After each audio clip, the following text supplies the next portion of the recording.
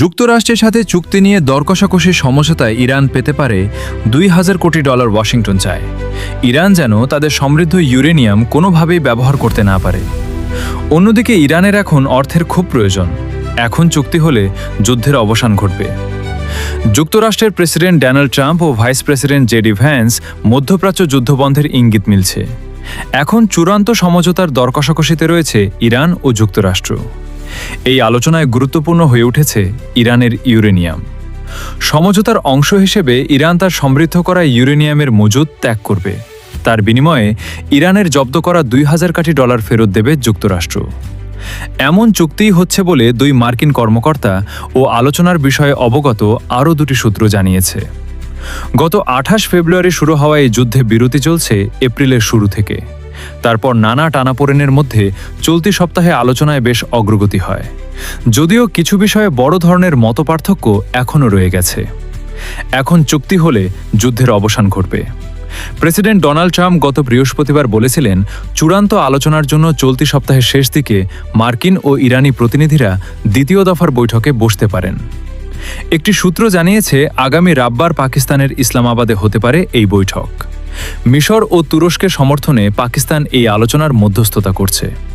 গত 11 এপ্রিল প্রথম দফার আলোচনাটি ইসলামাবাদেই হয়েছিল। এরপর পাকিস্তানের উদ্যোগ থাকলেও দ্বিতীয় দফা আলোচনা আর হয়নি। ট্রাম্প প্রশাসনের প্রধান লক্ষ্য হল ইরানের সমৃদ্ধ ইউরেনিয়ামের মজুদ নিয়ন্ত্রণ করা।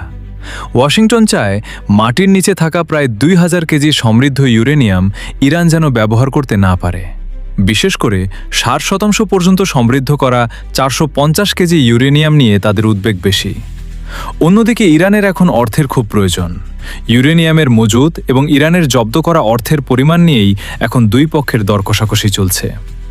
ইরান ওই অর্থ কোনো খাতে খরচ করতে পারবে তা নিয়েও চলছে আলোচনা। এক্সিওসে এই প্রতিবেদন প্রকাশের পর ট্রাম্প ট্রুথ সোশ্যালে লিখেছেন, কোনো অর্থ লেনদেন হবে না। অবশ্য তিনি সরাসরি ইরানের অর্থ ছাড়ের বিষয়টি উল্লেখ করেননি। সূত্র জানায়, আলোচনা শুরুর দিকে খাদ্য ও ওষুধ কেনার জন্য $600 কোটি ছাড় দিতে রাজি ছিল যুক্তরাষ্ট্র। তবে ইরান $2700 কোটি দাবি করে। এখন $2000 কোটি নিয়ে আলোচনা চলছে। গত বৃহস্পতিবার ট্রাম্প সাংবাদিকদের বলেছিলেন, ইরান পারমাণবিক অস্ত্র না বানানোর প্রতিশ্রুতি দিতে রাজি হয়েছে। তারা জানিয়েছে, সব সমৃদ্ধ ইউরেনিয়াম বা নিউক্লিয়ার ডাস্ট যুক্তরাষ্ট্রকে দিয়ে দেবে। তিনি আরও বলেছিলেন, আমরা চুক্তির খুব কাছাকাছি আছি। চুক্তি না হলে আবার যুদ্ধ শুরু হবে। আগামী শুক্রবার তুরস্কে একটি কূটনৈতিক সম্মেলনের ফাঁকে পাকিস্তান, মিশর ও তুরস্কের মধ্যস্থতাকারীরা সৌদি কর্মকর্তাদের সঙ্গে বৈঠকে বসবেন। যুক্তরাষ্ট্র ও ইরানের মধ্যে একটি চুক্তি স্বাক্ষরে মধ্যস্থতার কাজটি এগিয়ে নেওয়া হবে এ বৈঠকের প্রধান লক্ষ্য। বন্ধুরা, ভিডিওটি ভালো লাগলে অবশ্যই একটা লাইক তো আমি পাওনা দিলাম। বন্ধুরা, আরও এরকম ভিডিও পেতে চাইলে অবশ্যই চ্যানেলটি সাবস্ক্রাইব বা ফলো করে রাখুন। বন্ধুরা, আজকের মতো বিদায়। আল্লাহ হাফেজ।